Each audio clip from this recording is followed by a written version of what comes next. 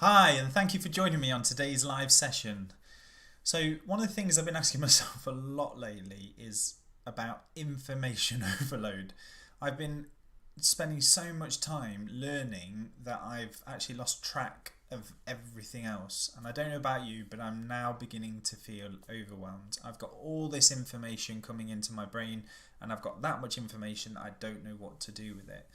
Now, have you ever felt like that? If you have, raise your hand because I know I most certainly have. Now, listening to a podcast recently by Jim Quick, I think it's called Quick Brain. Very, very good podcast. Well recommend it. So please do go and listen to that now. It's absolutely fantastic. Jim Quick is a brilliant mentor and teacher. And something he said, which is ringing bells in my head, is we all hear the saying, knowledge is power. And I am calling BS because it is complete and utter poppycock. It makes no sense whatsoever because I have so much knowledge and I can tell you that that knowledge is not power. What I can tell you, however, is I agree completely with Jim Quick saying is that knowledge is only potential power. And I think, and I couldn't agree more, that knowledge is potential power. Now I started asking myself, there has to be a better way. I have all this knowledge in my brain, but what to do with it? What do I do with all this knowledge? Where to start? Marketing, sales, operations, strategy. I just feel paralyzed. Absolutely paralyzed. So it got me thinking. I was like, well, I don't know which direction to go. Do I focus on sales? Do I focus on marketing? Do I focus on video content? Like where do I focus all my attention? And I've been giving up my time on Wednesdays for free at 11 a.m. So please do come and join me. And that's been something that I enjoy doing. I enjoy giving away my time for free, and I enjoy helping people and seeing the change and transformation in the business owners that I work with.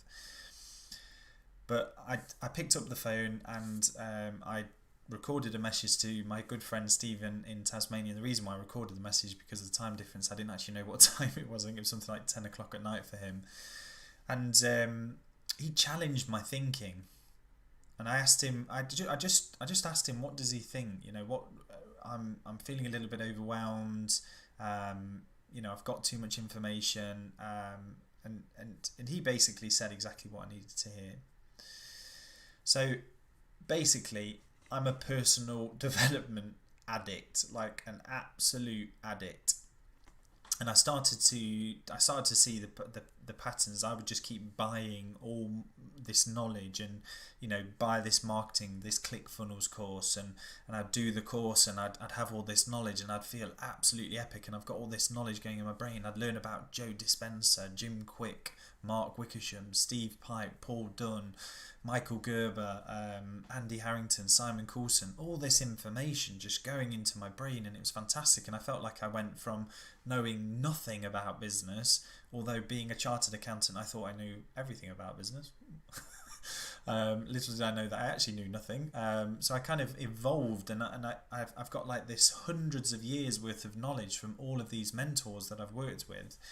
And I just kept gorging and reading more books and listening to podcasts, and I don't know if you ever felt like you're doing that. You're just taking on all this knowledge but not knowing kind of what to do with it. Well, yeah, that was me. So I was most creative, and this is something that I kind of discovered. I was most creative when doing personal development. So when I was doing the personal development, I could recognize that my creativity just went through the roof, and I'm already a creative thinker. So when I started to go on to ClickFunnels courses and go on all these different courses, I was getting all this knowledge, and it just ignited creativity. So if you're hitting a creative lull, then go on as much personal development as you can digest is my advice, because it will just ignite that passion and ignite that innovation within your mind and start getting you to think differently. And that's all we would need to do, is just think differently. But I was facing my biggest fear, because I was creating a business that was kind of completely against my values about flexibility and freedom. I wanted to create flexibility and freedom for business owners. I didn't want to be creating a business that was ultimately taking away my flexibility and freedom. You know, I've been blessed over the last, during the COVID situation, because I financially put myself into a very, very good position to be able to weather the storm, and also within the businesses that I was running and the work that I was doing, I had put myself into a position where I had that flexibility to spend time with my family and to be able to enjoy the things and do the things that I wanted in life. So I was very blessed to be in that situation, and I thank him upstairs, or whatever you believe. And it was awful to think that I was going to be creating a business that was kind of completely against what I believed, so not practicing what I preached. And it was, again, my good friend Stephen that was kind of saying that to me. I couldn't see, you know, I don't know whether you felt like this, but you know, I couldn't see it. I may as well put my hands over my eyes, because I couldn't see what was going wrong. All I could see is I was listening to all these mentors, and I was trying to implement what they were teaching, but it just felt like I was, I don't know, too much information. I had all this information in my brain. I just didn't know which way to focus my attention to. Create a funnel, or create a training course, or create an online business, or e-commerce course, or this, that and the other, or go into property, investment property, zero money down deals. Yeah, we've all heard them. Airbnb business, all of these things, you know, they sound really, really exciting, and they're all aligned with my values in freedom and flexibility. But yeah, is it what I wanted to do? And the more I learned, the darker it would get. Like it kind of, like, I almost imagine like this shadow kind of coming over and just blinding me, completely paralyzing me. And the more, and I felt, and this is what I was being taught, is I was being taught to just keep learning more, just keep learning more, just keep learning, just invest in your personal development, as they said. And I've got to say that whilst investing in your personal development is the number one investment, is investing in yourself, the other thing I would say is don't try and gorge too much.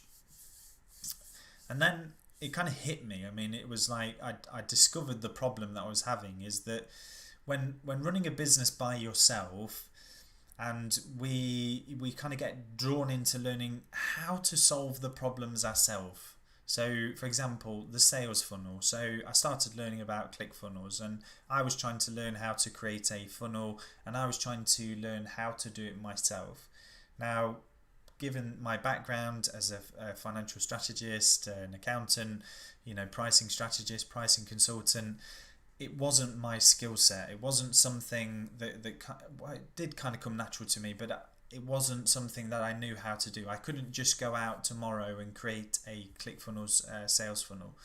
Sales copy still eludes my brain, and when creating script for videos, again, it's not my natural skill. And that's what entrepreneurs do. As entrepreneurs, what we do is we like to solve problems. And if we have a problem in front of us, we will always find out how to solve the problem. Now, where for me was like the penny drop moment, or even the mic drop moment for me, was instead of asking how to do it, it was who should be doing it. And when do we stop to actually think and budget for this? Again, bringing in the financial stuff. But when do we budget for who can solve these problems for me? So what is the problem that I've actually got? And we need to dig deeper on the problems, because some of the things that we're experiencing are symptoms of a bigger problem. And when we can identify the real problem, we can then start looking for answers. And there are definitely answers on the internet, and you can learn how to fix it yourself, or you can find who can fix it for you. And there are plenty of methods of doing that. You can do a completely hands-off service, and the completely hands-off service is obviously the most expensive. You can go and find, so for example, if I've got a problem in generating leads, I'm not generating enough leads and not turning them into customers, like that becomes marketing and sales. So that's overlapping in two dynamics, because I'm not generating leads and I'm not converting them to sales. So actually the biggest problem is money. So bringing that money into the business, the cash flow, the money flow. So when we start thinking about that, it's we can identify with that problem, and we can then go and find out who can solve that. And like I say, if we go to the top and we go to an agency, chances are we're going to pay a lot of money for that. But that's almost completely hands off. Now we could then go on to Upwork, we could then go on to People Per Hour, Freelancer, websites like that, and we can find people to fill the team spaces. Now this is important here, so please do write this down, is when you're building, when you're trying to solve these problems, you need to think about all the team members that you need. So don't get a jack of all trades. So if you're looking to build a website, don't just get a full stack developer, because trying to get a full stack developer that is brilliant at design and back end is like, no, I'm not going to say something crude. It's incredibly hard, because if they've not already been poached by somebody else, chances are you're going to be paying an absolute premium for that skill set where they're exceptionally good at both of those skills. Now I'm not saying it's impossible to find people that do that. What I am saying is it's very difficult. So think about the skill sets and the tasks that need to be done, and there are ways of finding out what tasks need to be done. You can use tools like Process Street. Process Street will give you the whole process. I think is about £30 a month. So that's well worth looking into. I'll share an affiliate link down below for Process Street, again just to help sponsor this channel and keep it going. But yeah, I mean, this has changed everything for me, because it's changed the way I think. Like and to give you an example, so my wife is absolutely fantastic. She is so supportive of everything that I do, and I'm sure she thinks I'm crazy at times, and I probably am a little bit, but she was offering me help in my business, and technically it's our business, so she's offering me help, but it's not the help, it's not the who that we need right now, because we don't need an extra pair of hands, we don't need an extra cook in the kitchen, so to speak. What we need is something completely different. Does that make sense? And we identify with that and then go and have a look at it. But ultimately, what I've discovered is that I need to let go, because even when I was bringing in, so I've got a team, or I had a team of about 4 or 5 freelancers, and I dip in between those, and one freelancer in particular, Jamila, has been an absolute fantastic find. She's an absolutely brilliant person. I would be looking after her. But what she does is she effectively takes my complicated mind, and then manages the task, but then goes and gets it done. But what I haven't done is I haven't given her autonomy on the decisions. So I haven't given her a budget. I didn't give her autonomy to make the decisions. I didn't give her autonomy to make mistakes, and that was a big mistake for me. So I needed to let go.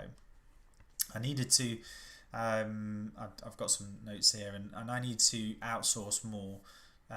So it's, the way I like to think of it is, and again, this is like with cars, and I love my cars, but is focus on building the car. So you've got this vehicle can now get you from A to B. You can buy the car. So if you can buy the car, that's like effectively buying a business that's already working. So the business is already getting from A to B. It might not be getting from A to B very efficiently. It's going to cost you more money. You may need to finance the deal. You may need to find some way of brokering that deal. Now, if you buy a car that's already built, all you need to do is effectively fuel it. But if you've built the car from scratch, it might be a little bit rickety, but what you need more than anything is you need to fuel it. So not just only build the car and make it more efficient. So if you've built the car and you're trying to make it more efficient, which I find a lot of detailed thinkers will tend to go down that, and myself included, is effectively what I'm trying to get at is if we're trying to fuel the car, we're trying to fuel the business with cash. So cash is the fuel for business, and without cash coming into our business, we can't get from A to B. The business just becomes stationary. Does that make sense? So we need to bring that cash in all the time, instead of focusing on putting in all of the systems and processes. Because if we get bogged down as small business owners putting in all of the systems and processes before we're bringing in the cash, like it's all going to go crumbling, like, because all, the systems and the processes are going to give us the ability to scale. So once we've got the cash flow coming in and coming in on automation or on autopilot, that's when we can really focus on our systems and processes and our automation. So I'd got it completely the opposite way around. I was actually thinking, focus on the automation, focus on the systems and processes, and then build the cash flow. Now you can do that if you're massively funded, but it's a very high risk strategy, because you could spend all the time creating the systems and processes and not have a validated product that is going to generate you revenue. If you've not got a validated product that's going to generate you revenue, then what are you going to do? So I can look back on my journey and I can say, yes, personal development is great. You should do it. You should invest in your personal development. You're investing in your personal development if you've got to this part of the video. But stop digesting too much. It's almost like I call it knowledge obesity. You're eating too much and you're consuming too much, and to be honest with you, you're consuming the wrong foods, and you're consuming, especially if you're feeling overwhelmed. Because if you think about it, like there are really three core areas of business: sales, marketing, and operations. And as a small business owner, we have to pick one of those and then outsource the others, because we can't do all three. And we can't, well, I say we can't do, you can do all three, but you can't do them very well. Does that make sense? Like you can't fully go all in on marketing and then generate if you go all in on marketing, then you can generate a lot of leads, because you'll learn what's working, what's not. You'll be able to look at the numbers, what's working, what's not. You won't just go, all right, let's invest lots into marketing, let's invest £50,000 into my marketing funnel, and then it completely flops and then you drop it. Like, that would be the worst possible thing that you could do. So what's the answer? Hopefully you're asking. Well, pick one, maybe two mentors and stick with them for at least a year. So at least 1 year, stick with them for that length of time. So whoever your mentor is right now, don't start buying more and more courses. Don't buy anything I've got to offer unless I'm going to be one of your two mentors. Like, really, because otherwise you're not going to be able to focus on what I teach. You're not going to be able to implement what I teach. You're not going to be able to bring in, build your brochures, build out your pricing models, create a profitable pricing model, map out your cash flow systems. What's your magnet system? What's your monetary system? What's your motive system? Like, bringing all of those things together, you're not going to have the time to do it. It's going to be impossible. You're just going to be investing in another course that's not going to generate you any revenue. And I don't want that. I want customers that are going to get results. I want customers that are going to see results. I want customers that can spend more time with their family and enjoy it, knowing that the business isn't going to collapse. That's what I want. That's what I'm passionate about. So I've made it my mission to free business owners, and not just any business owners, it's service business owners in particular, and service business owners that have got families. Like, family is so important to me, and it's such an important part of my life. I make my family my number one priority, and by making my family the number one priority, everything I focus on and everything I generate is because of them. Everything I do is because I'm spending more time with them. Does that make sense? The business is there to support that. And okay, I lost my way, but follow your path. Give yourself permission to fall and make mistakes. Or everyone makes mistakes. Tony Robbins makes mistakes. Jim Quick makes mistakes. All the gurus, Brendan Bouchard, everyone makes mistakes. But as entrepreneurs, what we do is we learn from those mistakes. We then progress. We then put the solutions into play, and we create a system and process so that solution can be done time and time again. And life is all about discovery. And my last parting comment, because I'm really passionate about this, and I'm sorry if it's gone on for too long, but is learn all about yourself. So we're learning all of this information about other people. What have other people done? But when do we actually take the time to learn about ourselves? What do we want? What do we actually want? Do we want to learn about marketing? Do we want to learn about pricing? Do we want to grow our business? Is that really what we want? Are we doing it for other people? Are we doing it for our family? If we are doing it for our family, why are we doing it for our family? Is it so we can spend more time with them? If it's to spend more time with them, spend more time with them. Don't spend time in the business. Like, if money's your driver, then yeah, go and get more money. But if it's spending more time with your family, earning more isn't going to solve the problem. What's going to solve the problem is spending less. Because you don't need to earn more money. There are people in the world that are earning next to nothing and living a fabulous life. So anyway, thank you for joining me on this live session. Like I say, please do come and join us on Wednesdays at 11. I really do enjoy those sessions. I'm just sharing a bit of the journey and a bit of an insight into the journey, and I'll be sharing these every Tuesday. But anyway, thank you for joining me. Take